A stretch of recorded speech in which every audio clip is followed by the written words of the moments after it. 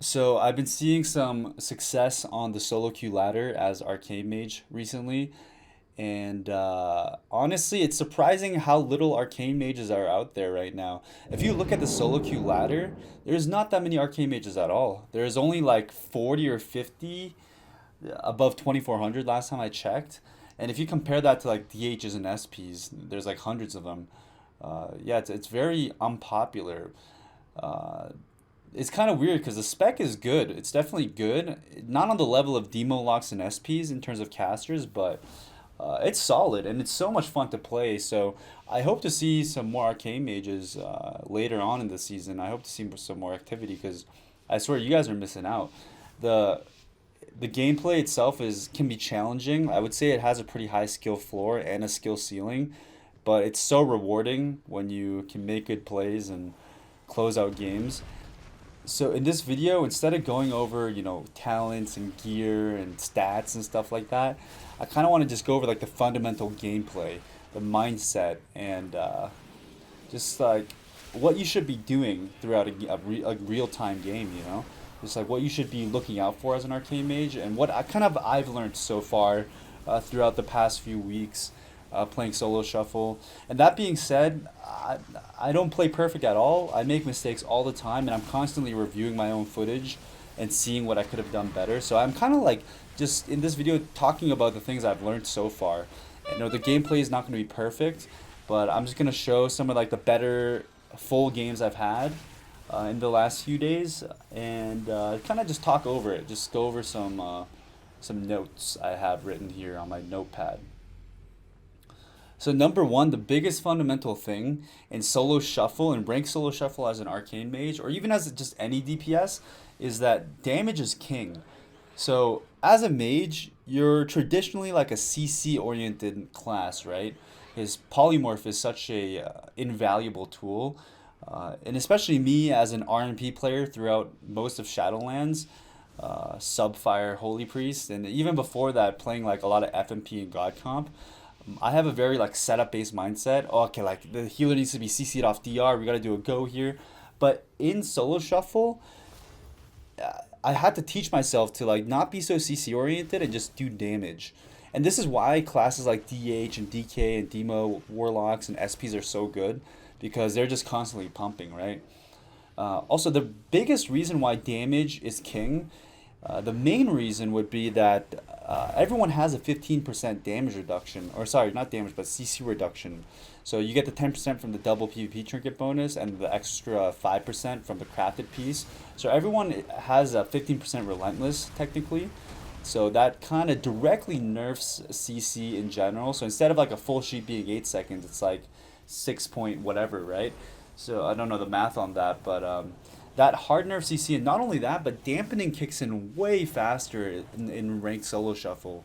So you'll reach like up to like 40, 50, 60% dampening in a matter of minutes just in one match. So just constantly pumping damage is going to be your main focus, and then looking for those sheeps on the healer in very specific situations. You don't want to force it. I had a habit of like blinking in and DB sheeping healers, and number one, like I wouldn't even land it because I'd get gripped or kicked or stunned or capped. Or number two, I would land it, but then I wouldn't really have that much damage to follow it up because my surge or touch or palm was on CD, and I had no clear cast proc. So it's like I'm landing CC, but like we're getting no trinkets or cooldowns out of it because I have nothing to follow it up with. So looking for CC at the right moments when I have damage or when my teammate has damage, and not over forcing it. I'll find myself shimmering into the enemy healer, and and like I said, even if I land the poly, they just switch to me, and I'm one shimmer down, and there's a million gap closers for melee in the game now, so I just end up having to throw my block, and we're already behind, right? So your biggest focus should be on just doing damage, dragging especially enemy melee out of position to force the enemy healer off their pillar, and then landing CC easier because they're gonna have to come out to heal the damage, and then like sniping those sheeps in opportune moments, but not forcing it. I really had to teach myself not to force the CC. Let it come to you, In terms of doing damage for the opener, this is the classic setup as Arcane Mage. Is you're gonna regular invis into position, right? And then you'll mass invis, drop an ring of frost on the enemy healer or near the pillar that they're at, and then surge the kill target. Generally, like you can open healers too, but generally you open a DPS, right? So if you don't know how this works already, I feel like most people do. But if you mass invis and cast Ring of Frost, that Ring of Frost is invisible, and you can cast a Ring of Frost without getting knocked out of mass invis. So keep in mind you have regular invis, mass invis, and greater invis, but this only works with mass invis. So you're gonna mass invis once you're in position with normal invis, cast an invisible ring, and then people will run into it, including the healer, and then you could do damage, and you have like a full CC on healer, and you're sending your surge, your biggest go. You can also do this with Ring of Fire. Your Ring of Fire and Ring of Frost will be invisible, so there'll be times where I'll like mass invis, drop an invisible Ring of Frost, then an invisible Ring of Fire, and I'll still like cast like 30% of my surge too. So I come out a little early.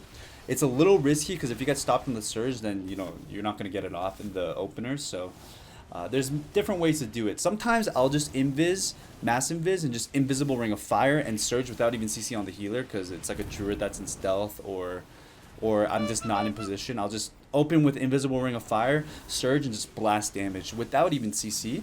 Because at that point, you're still going to force defensives out. And people are going to press wall. If they wall, you swap to the other guy, get his wall.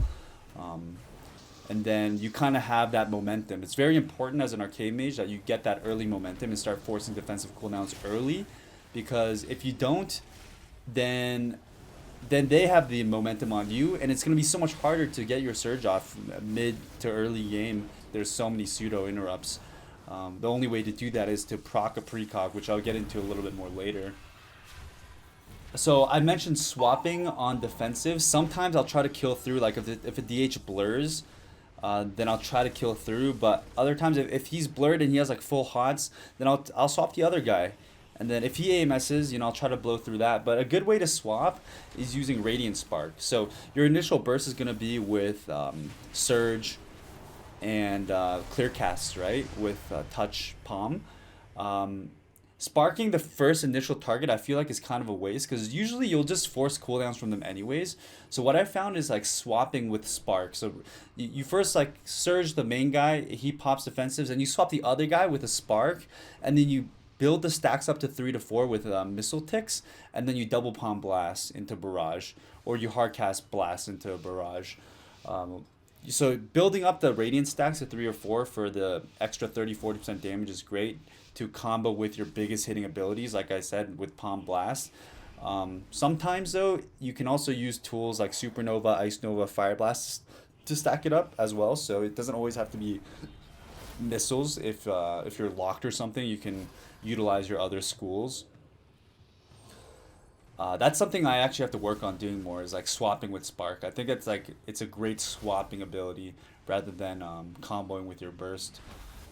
Also, like I mentioned earlier, triggering your precog. So you'll see one of these rounds in this match, I'm going to be getting kicked constantly. Like my juke game is totally off. And when that's happening, it's so hard to build momentum. I'm just like, I feel like I can't play the game, right? So being able to actually outplay your enemy, proc those precogs where you can free cast, is going to make a world of a difference in just like the pacing of the matchup. So you'll see a full round where I'm like not juking at all and it just feels miserable, and then you'll see another round where I'm constantly proccing precogs and we can kind of flip the game to our advantage. So making sure you're juking a lot. This is like the biggest thing aside from positioning and knowing how to do your damage rotation right. Precog usage is just going to make or break your Arcane Mage gameplay. So I highly recommend, working on your jukes. Another big thing is Arcane Tempo. This is the talent where every time you barrage, I think you get like a 2% haste buff for 10 seconds, and it stacks up to 5. So maintaining high stacks of Arcane Tempo throughout a full match is going to help you a lot, because if you have 5 stacks, that's an additional 10% haste by default that you can keep up 24/7. So it's going to be easier to fast cast certain abilities, and when your casts are faster, it's also easier to juke because the window to kick is smaller for the enemy, right? So that means more precogs, faster globals. Also, when you do barrage, not only do you get tempo, but you get chrono shift. So what that does is it slows the enemy for 5 seconds, and it gives you a sprint for 5 seconds too. So It's a 50% slow and a 50% speed increase. So having high uptime on this is going to allow you to kite DPS, especially melee, throughout a matchup. And that's kind of what's annoying about Arcane, is that they're actually quite squishy. Compared to how they were in Shadowlands, they were like much more tankier in Shadowlands. If you get connected on in a stun and you have no outs, you're like paper. You're just gonna get blown up. But your mobility is what makes you tanky. So make sure you're utilizing your constant sprints and your spammable slows on the enemies, along with just all your other regular utility. You have your blink or blinks if you're playing Shimmer. You have novas, double novas, maybe Cone of Cold Nova, Blast Wave, Ice Nova, Alter Time. All of these tools to maintain distance, right? And on top of that, you can spam Spell Steal too. If you're fighting a comp that has a healer with hots, like an Ardruid or a Provoker, the Provoker hots are pretty good to Spell Steal as well. That's going to help you not only stay offensive because they're not getting healed, but you can steal those hots and it'll help you stay alive too, right? Also, don't forget about mage walls. Like as a mage, you have a wall, aka greater invis. So whenever you press that, you get 60% damage reduct for 3 seconds.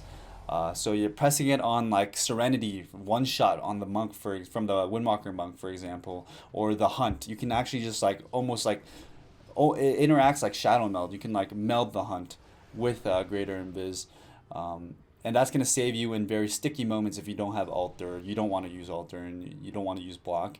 You can use this first because it's a shorter cooldown. And also mirror images. Don't forget, back in Shadowlands, they made it so that when you pop mirror images, the next 3 attacks are 20% dam reduct too. So don't forget to use your walls. As I mentioned earlier about spell steal, yeah, it's great to use offensively and defensively, but this is actually going to be your main filler. So not only are you going to be applying slows to everyone constantly and also just be sprinting around the map, but spell steal is actually your main filler as Arcane Mage. You're just spamming it, and it's a great way to actually farm your clear cast stacks as well, which is like your missiles, your empowered missiles, because clear cast procs based on the mana you spend. So you're running around, sprinting, slowing, knocking things off you, rooting them off you, spamming spell steal, and then when you have your cooldowns back, like Surge, Touch, or Palm, now you have clear cast procs to work with. Or whenever your teammate stuns the kill target, now you have some damage to work with, right? So yeah, your main job throughout a game is just to survive. You know, dampening's kicking in so fast, so just be kiting, just be annoying, and dip in and out. You know, like when you don't have offensive cooldowns, you're gonna play extra defensive. But then when you have touch, palm, surge up, you can play a little bit more offensive. And like I said, drag people off pillars, let the CC come to you, or push in for CC when you do have offensive cooldowns and you see it's right time to do it. Just trust your intuition. You know, you're gonna get like a good feel for when to start pushing in for CC and when to not after playing, you know, hundreds of matches. Just remember that Surge is your biggest cooldown and your longest CD, but you can still do mini goes with just Palm and Touch. Sometimes like I'll do a go even though I have no clear cast procs, but I'll just do Palm Blast and I'll get clear casts off that and then do big barrages. Also on top of that, make sure you're getting high value shifting powers. Shifting powers is like a channeled ability. It's from Shadowlands, the Night Fae ability, and when you channel it, every tick gives you back CD reduction on your abilities. So you can essentially shift back all your cooldowns, your Surge, your Touch, your Palm, your Alter, your CS, DB, your Barrier, Novas, Blast Wave, and Invises. So like the more things that are on cooldown, the higher value you'll get out of it. But I primarily focus on trying to shift back my Touch and Palm so I can do more damage earlier. Same with Ring of Fire too. So I'll like get Ring of Fire on CD along with Surge, Touch, Palm early, and then force defensive cooldowns, and like go behind a pillar and start shifting it all back. Excuse me. Start shifting it all back. Or like if I proc a precog, then I'll just shift in their face too. Also remember that you can blast wave people out of AoE defensives like DH Darkness, DK AMZ, Disc Priest Domes. So you can use it offensively like that. And you can even knock people into your own Ring of Frosts and Ring of Fires. So like say I trigger a Ring of Fire on them and then they run out of it and the dot's expiring, you can blast wave them to re-trigger the dot for double uptime. Ring of Fire is going to be a lot of your damage, although it's kind of like pad. It is a high value PvP talent, especially in solo shuffle, because like I mentioned earlier, like dampening kicks in faster, right? So damage like Ring of Fire is going to be very, very high value in this bracket. Now let me talk a little bit about the 2-piece and 4-piece tier bonus. So the tier sets, they work in PvP. At the moment, you can only get them out of your vault, but 2 or 3 weeks from now, you'll be able to start crafting them. I was lucky enough to get my 2-piece this Tuesday, and what it does is like it makes my crit chance for Arcane Blast higher with the 2-piece. So actually, even if you don't have the 2-piece, make sure you're taking advantage of Nether Precision, which is the Arcane Blast damage buff you get from sending clear cast missiles. So if you're able to ever free cast, because either you're not getting trained or you're proccing tons of precogs, then yeah, make sure to like send clear cast missiles and free cast like 1 or 2 Arcane Blasts with force charges, because not only do they do a lot of damage, they can crit really high. It's actually like some of your hardest hitting ability, along with Barrage. So make sure you're doing that, and it also helps you farm clear casts as well, because they're pretty mana intensive, spamming Arcane Blast. So it has a very high chance of proccing you a clear cast. There will be moments where I can free cast in a game, and I'll drop a Ring of Fire, clear cast missiles into double Arcane Blast free cast, into clear cast missiles into double Arcane Blast, clear cast missiles into double Arcane Blast, while I'm spam spell stealing and sending 10 stack Harmony barrages in their faces. Yeah, those are, I would say, the main fundamentals, the basics that you want to know into going into Arena as an Arcane Mage. There's obviously more nuanced stuff, and I could make more commentary videos in the future covering that stuff. But for now, yeah, this is a good starting point. I hope this motivates some of you to try Arcane, get out there, and play around with it. I'm saying it's a lot of fun. It's a very unique playstyle, and this is one of the rare moments in WoW history where Arcane is actually viable. We had 5-6 years of Fire being meta, and it's kind of getting old and boring, and not the design of the spec hasn't changed at all. So take advantage of this, because who knows how long Arcane will be good.